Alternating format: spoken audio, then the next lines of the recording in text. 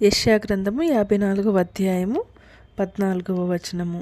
నీవు నీతిగల దానవై స్థాపింపబడుదువు, నీవు భయపడనక్కరలేదు, బాధించువారు నీకు దూరముగా నుందురు.